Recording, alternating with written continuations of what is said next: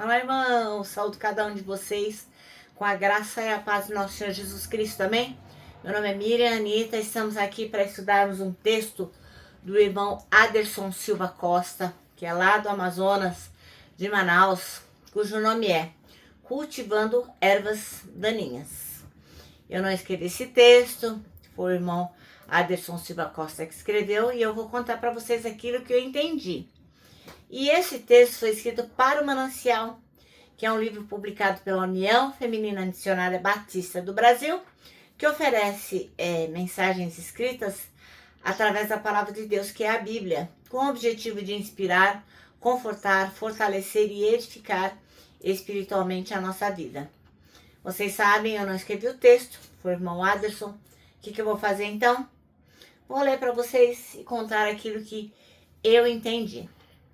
Aproveito para pedir que vocês compartilhem, que vocês façam comentários, acionem o sininho, se inscrevam no canal. Para quê? Para que essa palavra vá sendo divulgada para outras pessoas.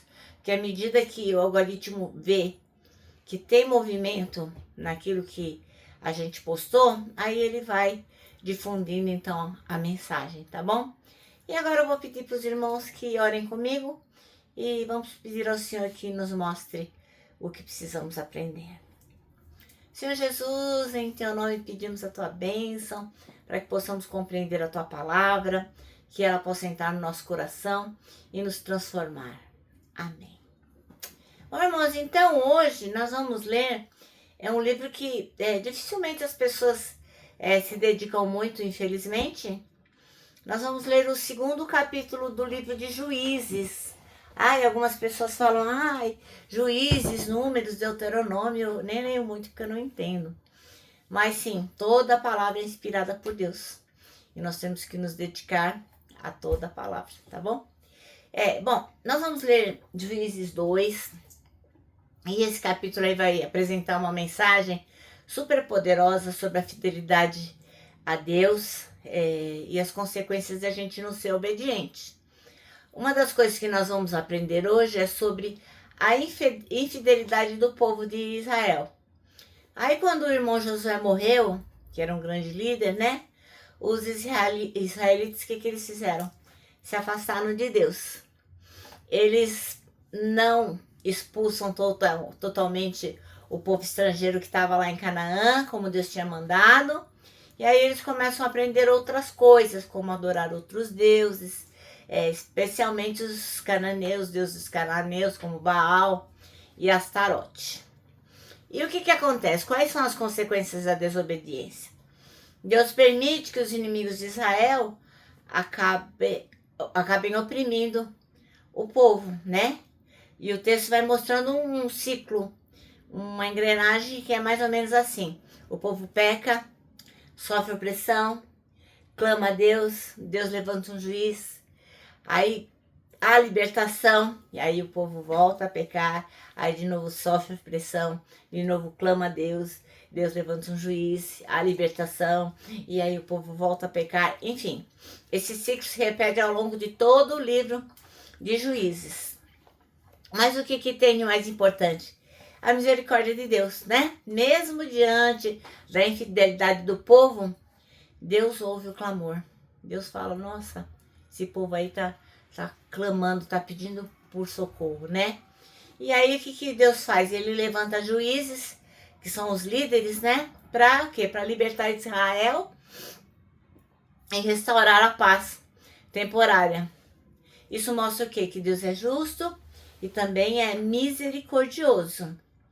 Enfim, o texto vai falar sobre como a fidelidade de Deus é essencial. Quando o povo se afasta, sofre as consequências. Mas Deus, segundo a sua misericórdia, que é infinita, sempre vai oferecer redenção. Então pega aí a sua Bíblia, nós vamos ler o capítulo todinho de Juízes 2, né? Fica logo depois ali de Deuteronômio e nós vamos ler juntos, tá bom? Então, para não ficar muito chato só eu lendo, você pega aí sua Bíblia e a gente vai ler juntinho. E diz assim, ó. E subiu o anjo do Senhor de Gilgal a Boquim e disse: Do Egito vos fiz subir e vos trouxe a terra que a vossos pais tinha jurado, e disse: nunca invalidarei a minha aliança convosco. E quanto a vós, não fareis acordo com os moradores dessa terra. Antes, derrubareis os seus altares, mas vós não obedecestes a minha voz. Por que fizestes isto? Assim também eu disse: não os expulsarei diante de vós. Antes estarão como espinhos nos vossos lados, e os seus deuses os serão por laço. E sucedeu que, falando o anjo do Senhor essas palavras a todos os filhos de Israel, o povo levantou a sua voz e chorou. Por isso chamaram aquele lugar Boquim e sacrificaram ali ao Senhor. E havendo Josué despedido o povo, foram-se os filhos de Israel, cada um a sua herança, para possuírem a terra. E serviu o povo ao Senhor todos os dias de Josué, e todos os dias dos anciãos que ainda sobreviveram depois de Josué, e viram toda aquela grande obra do Senhor que fizera a Israel. Faleceu, porém, Josué, filho de Num, servo do Senhor, com a idade de 110 anos. E sepultaram-no no termo da sua herança, em Timnat-Heres, no monte de Efraim, para o norte do monte de Gaás. E foi também congregada toda aquela geração a seus pais. E outra geração após ela se levantou, que não conhecia o Senhor, nem tampouco a obra que ele fizera a Israel. Então fizeram os filhos de Israel o que era mal aos olhos do Senhor, e serviram aos Baalins. E deixaram o Senhor Deus dos seus pais, que os tirara da terra do Egito, e foram-se após outros deuses, dentre os deuses dos povos que havia ao redor deles, e adoraram a eles, e provocaram ao Senhor a ira. Porquanto deixaram o Senhor e serviram a Baal e a Astarote. Por isso, a ira do Senhor se acendeu contra Israel, e os entregou nas mãos dos espoliadores, que os despojaram, e os entregou na mão dos seus inimigos ao redor, e não puderam mais resistir diante dos seus inimigos. Por onde quer que saíam, a mão do Senhor era contra eles para mal, como o Senhor tinha falado, e como o Senhor lhes tinha jurado, e estavam em grande aflição. E levantou o Senhor juízes, que os livraram da mão dos que os despojaram. Porém, tampouco ouviram os juízes, antes prostituíram-se após outros deuses e adoraram a eles. Depressa se desviaram do caminho por onde andaram seus pais, obedecendo os mandamentos do Senhor. Mas eles assim não fizeram. E quando o Senhor lhes levantava juízes, o Senhor era com o juiz e os livrava das mãos dos seus inimigos todos os dias daquele juiz, porquanto o Senhor se compadecia deles pelo seu gemido, por causa dos que o oprimiam e afligiam. Porém, sucedia que, falecendo o juiz, reincidiam e se corrompiam mais do que seus pais, andando após outros deuses, servindo-os e adorando-os, nada deixavam de suas obras, nem de seu obstinado caminho. Por isso, a ira do Senhor se acendeu contra Israel, e disse: porquanto esse povo transgrediu a minha aliança que tinha ordenado a seus pais, e não deram ouvidos à minha voz, tampouco o desapossarei mais de diante deles a nenhuma das nações que Josué deixou quando morreu, para por elas provar a Israel se há de guardar ou não o caminho do Senhor, como seus pais o guardaram para nele andar. Assim, o Senhor deixou ficar aquelas nações e não as desterrou logo, nem as entregou na mão de Josué. Amém?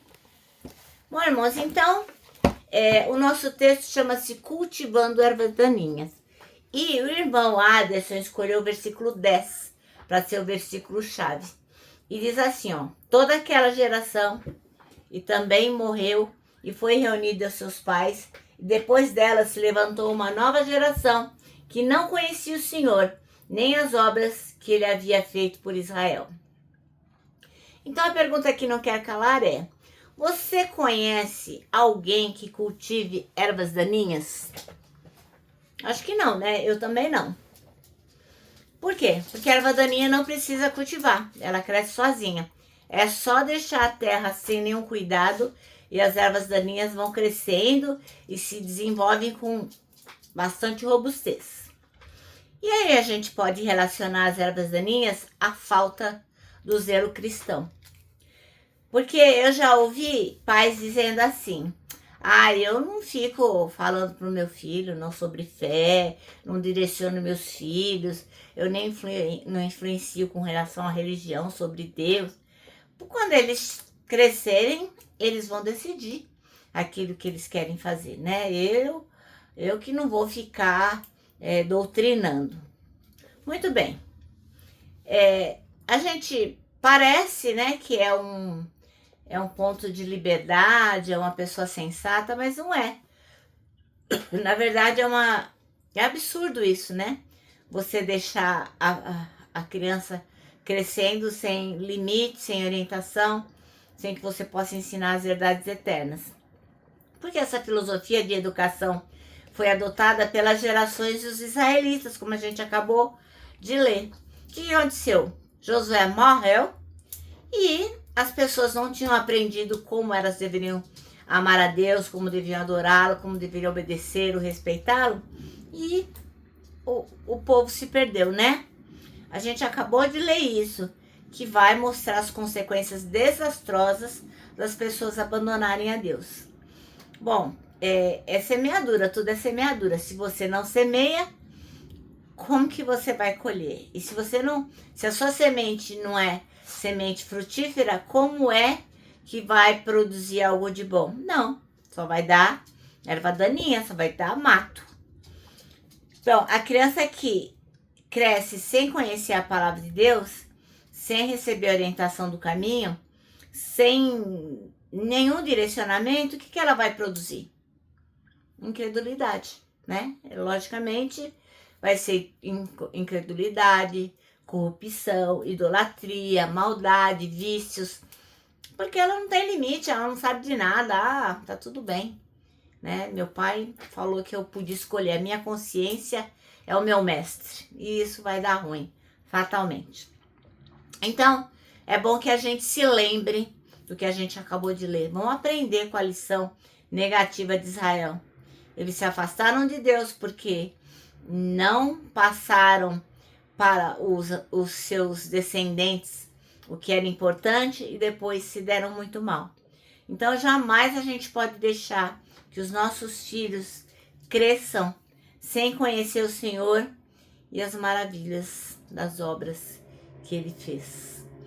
As maravilhas das obras que Deus faz todos os dias. A gente não pode de forma alguma deixar de compartilhar e de ensinar isso aos nossos descendentes. Amém? Bom, nosso manancial termina assim, ó. Que o Senhor nos dê sabedoria e forças para cultivar em nossos filhos a fé verdadeira. Bom, agora eu vou terminar deixando aqui meu abraço diário de urso, ó. Lembrando que, para nós que sabemos que não precisa cultivar erva daninha, ela cresce sozinha. É só você largar lá. Para nós o abraço dá super mega certo. Sabe o que vai dar certo também? Se você decorar o versículo que a gente se propôs nesse ano, que é o Salmo 25:12, que diz o seguinte: quem é o homem que teme o Senhor? Ele o instruirá no caminho que deve seguir. Agora sim, agora eu vou me despedir com a frase de A.W. Tozer, que diz o seguinte: tudo está errado até que Deus venha e conserte as coisas.